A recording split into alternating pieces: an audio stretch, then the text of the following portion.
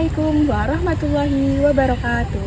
Halo semuanya, perkenalkan nama saya Della Puspita Andriani dari Program Studi Pendidikan IPA Universitas Negeri Semarang. Selamat datang di etnovlog saya kali ini yang berjudul Eksplorasi Tradisi Pembuatan Tape Gembong. Vlog kali ini kita akan menjelajah salah satu wisata kuliner khas Kabupaten Pati, yaitu tape gembong. Tape ini bukan hanya makanan yang lezat dan manis, tetapi juga hasil proses alami yang sangat berkaitan dengan ilmu sains, khususnya ilmu pengetahuan alam. Kita akan melihat bagaimana proses pembuatan tape gembong dan apa saja kaitannya dengan ilmu pengetahuan alam. Jadi, yuk kita belajar ilmu sains di kehidupan sehari-hari sambil mengeksplorasi budaya lokal yang luar biasa. Let's go!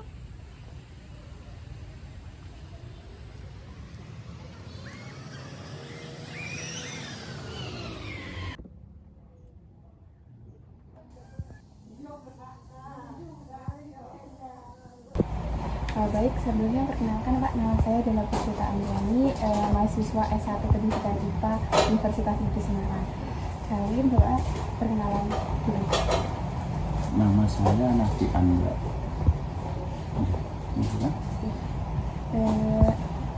Yang pertama, izin ini Pak, wawancara buat pembuatan proses tape gembong.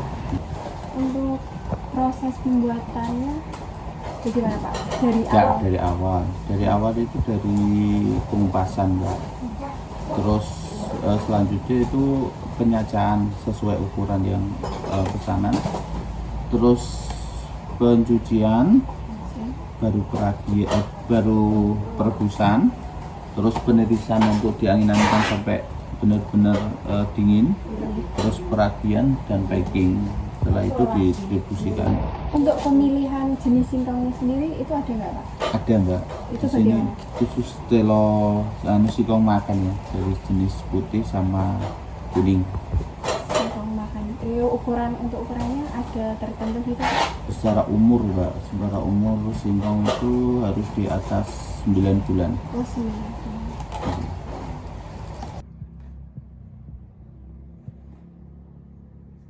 Iya. Untuk pencucian itu ada tekniknya nggak Pak? Kita pencucian pakai mesin Mbak. Mesin. J. Itu tujuannya untuk apa? Biar apa Pak? Biar lebih bersih, lebih higienis. Kalau biasanya tape itu kan kayak dikerak gitu ya Pak? Nah itu ada kayak gitu atau enggak? Kalau di sini kan pakai pisau model sisik Mbak. Oh. Jadi sekali sisik itu langsung kena, jadi kena kulit airnya. Kayak gitu tuh tujuannya biar tapenya enak atau bagaimana Pak? Biasanya kan ada mempengaruhi dari proses pencuciannya gitu. Kalau untuk model gunakan pisau sisik itu kan lebih kesat Mbak. Jadi di singkong itu kulit lendir dari singkongnya itu enggak ada. Terus pencucian, terus habis itu tadi perebusan. Iya. Untuk waktunya sendiri? 1 jaman Mbak, kurang lebih. Iya.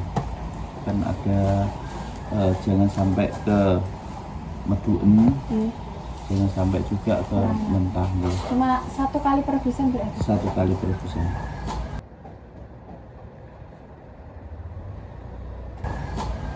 Setelah perebusan tadi diangin-anginkan. Iya, diangin-anginkan. Itu juga butuh waktunya berapa Pak? Bisa 1 jam lebih Mbak itu. Iya. Itu harus benar-benar Dingin. Iya.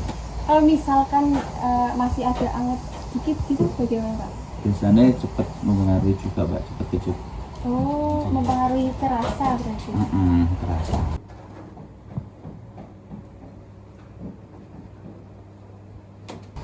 Setelah pendinginan tadi peragian atau Iya, peragian. penggunaan raginya ada merek khusus atau? 1 dus tuh LBC. Oh, merek LBC berarti. Yes, kita menggunakan LBC.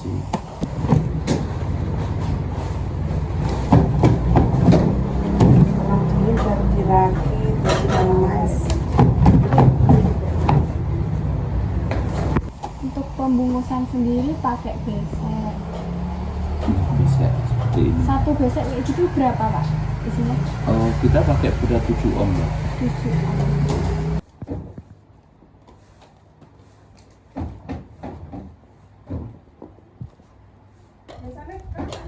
Kan ada proses fermentasi tuh, Pak. Iya. Yang hal-hal yang mempengaruhi itu apa? Apa ya Mbak? Yang Yang mau kayak- gagal. Iya, gagal keberhasilannya seperti itu. Enggak keberhasilannya dulu. Bahan baku sih Mbak. Oke. Bahan baku itu nggak stabil kan. Untuk singkong itu kan ada masa itu subur daun itu juga mengaruhi, terus ada singkong yang belum umur itu juga mengaruhi. Itu sih yang mengaruhi. Kalau untuk dari proses-proses sebelumnya juga dapat mempengaruhi apa enggak? Sebelumnya Kayak proses perebusannya yang terlalu lama itu juga bisa Mbak, dari terlalu lama jadi kemudian kematangan kan iya, itu ya cepet juga untuk mengaruhi untuk rasa. dirasa. Terus kalau agar tapenya berhasil itu tadi harus bagaimana? Ya pemilihan bahan baku yang utama Mbak, yang bagus, terus perlakuan untuk cara prosesnya juga yang Sesuai. optimal. Gitu. Untuk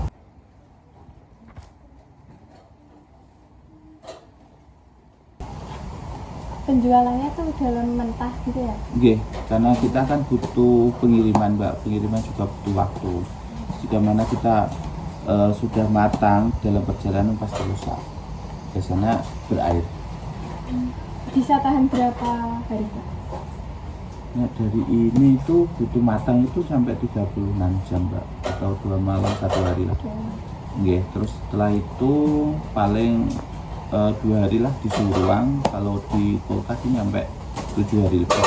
Biasanya kan kalau tape itu berair ya, Pak? Kalau dalam perjalanan itu dia pernah berair atau enggak? Sebelum berair sudah sampai Mbak. Oke teman-teman, setelah kita melakukan wawancara kepada narasumber, kita akan merekonstruksi sains mengenai proses pembuatan tape gembong pati. Yang pertama yaitu adalah tahap pemilihan. Nah, tahap pemilihan ini berupa 3 aspek yang menjadi pertimbangan pada pemilihan bahan baku. Yang pertama jenis, umur, dan ukuran singkong. Nah, untuk jenis singkong yang digunakan sendiri yaitu singkong yang memiliki nama ilmiah Manihot utilissima atau Manihot esculenta crans, yang merupakan ketela pohon atau ubi kayu yang masih keluarga Euphorbiaceae. Nah, singkong yang digunakan ini merupakan jenis singkong yang manis dan varietasnya itu ada singkong mentega dan juga singkong manis yang jenisnya putih. Nah, pemilihan jenis singkong ini masuk dalam materi klasifikasi makhluk hidup. Kemudian selanjutnya ada umur dan ada ciri-ciri dari singkong mentega sendiri itu mengandung cyanida yang rendah sehingga aman untuk dikonsumsi. Kemudian memiliki kandungan pati yang tinggi. Kemudian warna dagingnya kekuningan dan kulitnya mudah untuk dikupas. Yang selanjutnya yaitu ukuran dan umur singkong. Nah, umur singkong yang siap dipanen itu adalah 10 bulan karena singkong sudah atau mengandung pati dalam jumlah yang tinggi. Kemudian selain itu juga dapat menghasilkan rasa tape yang manis dan juga empuk serta tape lebih tahan lama. Selanjutnya yaitu tahap pengupasan. Untuk tujuan pengupasan sendiri itu menghilangkan kulit luar dan kulit dalam atau kulit ari serta membersihkan permukaan singkong dari getah yang mengandung senyawa beracun atau sianogenik. Nah, getah singkong itu mengandung senyawa sianogenik seperti linamarin dan lotaustralin yang dalam kondisi tertentu akan menghasilkan asam sianida atau HCN. Nah, bahaya getah singkong sendiri itu menyebabkan rasa pahit pada tape, menghambat kerja mikroorganisme fermentasi, dan menyebabkan keracunan jika dikonsumsi dalam jumlah besar. Jadi, materi IPA yang dapat dikaitkan pada tahap pengupasan yaitu ada reaksi kimia dan senyawa berbahaya, selain itu juga struktur dan fungsi jaringan tumbuhan. Tahap selanjutnya yaitu tahap pencacahan. Tujuannya sendiri untuk mempercepat dan menyeragamkan pada saat perebusan. Kemudian memudahkan penyerapan ragi, menyesuaikan ukuran kemasan, mengoptimalkan proses fermentasi. Jika terlalu kecil potongan tape, maka terlalu lembek dan cepat rusak. Jika terlalu besar, fermentasinya tidak merata. Kemudian tahap selanjutnya yaitu tahap pencucian. Pencucian ini bertujuan untuk menghilangkan sisa getah dan kotoran dari permukaan singkong dan mengurangi kontaminasi bakteri, jamur, dan mikroorganisme liar. Dalam proses pencucian terdapat aspek fisika dan kimia. Aspek fisikanya yaitu penggunaan aliran air dan gaya gesek untuk mengangkat kotoran, getah, dan partikel asing. Sedangkan aspek kimia membantu melarutkan sisa senyawa kimia seperti linamarin pada permukaan singkong. Nah, pencucian singkong berpengaruh pada hasil akhir singkong dalam aspek rasa, aroma, tekstur, dan keefektifan fermentasi. Pada tahap pencucian singkong, terdapat materi IPA SMP yang dapat dikaitkan yaitu materi campuran dan pemisahan. Untuk tahap selanjutnya yaitu tahap perebusan. Tujuan dari tahap perebusan sendiri itu untuk mengurangi kadar linamarin dan senyawa sianogenik lainnya. Nah, pada proses perebusan ini untuk mengubah struktur pati dalam singkong menjadi gelatin atau yang biasa disebut dengan proses gelatinisasi. Nah, tujuan lainnya yaitu meningkatkan ketersediaan glukosa bebas sebagai bahan pemecahan awal pati sehingga mempercepat aktivitas ragi. Pada proses gelatinisasi menggunakan suhu panas sekitar 60 hingga 75 derajat Celcius dengan lama perebusan 15 hingga 30 menit. Yang nantinya membuat granula pati menjadi pecah dan menyerap air membentuk struktur gel. Pati yang telah tergelatinisasi akan lebih mudah diakses oleh enzim dari mikroorganisme ragi yang kemudian mengubahnya menjadi glukosa dan alkohol selama fermentasi. Proses perebusan ini berkaitan dengan materi IPA yaitu perubahan wujud dan zat dan materi bioteknologi. Kemudian tahap selanjutnya yaitu tahap pendinginan. Tujuannya untuk menurunkan suhu singkong yang baru saja direbus. Hal ini dilakukan agar saat proses peragian jamur tidak mati yang diakibatkan oleh suhu yang tinggi. Pada materi IPA dapat dikaitkan pada tahap pendinginan yaitu materi kalor dan perubahannya serta materi bioteknologi. Untuk tahap selanjutnya yaitu tahap peragian. Nah, tahap peragian ini merupakan tahap awal sebelum fermentasi. Ragi merupakan starter untuk fermentasi tape. Ragi mengandung campuran mikroorganisme terutama kapang atau jamur dan khamir atau yeast yang bekerja bersama mengurai pati dalam singkong menjadi gula, alkohol, dan senyawa aromatik. Materi yang dapat dikaitkan pada tahap peragian yaitu materi bioteknologi. Selanjutnya yaitu tahap fermentasi. Mikroorganisme utama atau mikroba utama dalam fermentasi yaitu ragi tape adalah Rhizopus oryzae, kemudian Saccharomyces cerevisiae, dan bakteri asam laktat. Nah, untuk tahap biologinya atau peran organisme itu terdapat fase kapang atau Rhizopus yang menghasilkan enzim ekstraseluler untuk mengurai pati dan serat. Nah, untuk tujuan untuk pengubahan sendiri itu ada amilase, dan pektinase. Untuk amilase itu memecah pati menjadi maltosa dan glukosa, sedangkan pektinase dan selulose itu untuk melunakkan dinding sel singkong. Kemudian ada fase khamir atau Saccharomyces cerevisiae mengubah gula menjadi alkohol dan CO2. Kondisi menjadi anaerob sehingga memicu fermentasi alkohol oleh khamir. Materi yang dapat dikaitkan yaitu materi bioteknologi dan juga materi sistem pencernaan yaitu subbab enzim dan proses penguraian zat. Untuk selanjutnya yaitu fermentasi dengan tahap kimia atau reaksi enzimatis dibagi dua yaitu hidrolisis pati dan juga fermentasi alkohol. Nah, enzim alfa amilase dan glukoamilase dari Rhizopus memotong ikatan pati. Kemudian fermentasi alkohol itu khamir mengubah glukosa menjadi etanol melalui jalur glikolisis dan fermentasi. Jadi alurnya yaitu glukosa menjadi pirufat atau glikolisis, kemudian menjadi asetaldehida dan menjadi alkohol untuk hasil akhirnya.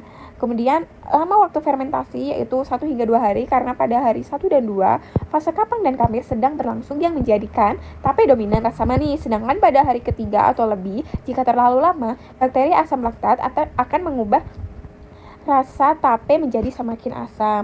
Nah, materi yang dapat dikaitkan yaitu materi reaksi kimia, bioteknologi, dan juga metabolisme. Nah, untuk simpulannya sendiri, ada pemilihan singkong, itu direkonstruksi pada nama ilmiah jenis-jenis singkong. Terus pengupasan singkong dapat direkonstruksi pada struktur tumbuhan, jaringan tumbuhan seperti meristem. Kemudian peragian dan fermentasi pada materi bioteknologi yaitu konvensional, kemudian jenis-jenis jamur yang berperan dalam bioteknologi. Mungkin cukup sekian mengenai rekonstruksi sains dari proses pembuatan tape gembong pati. Terima kasih.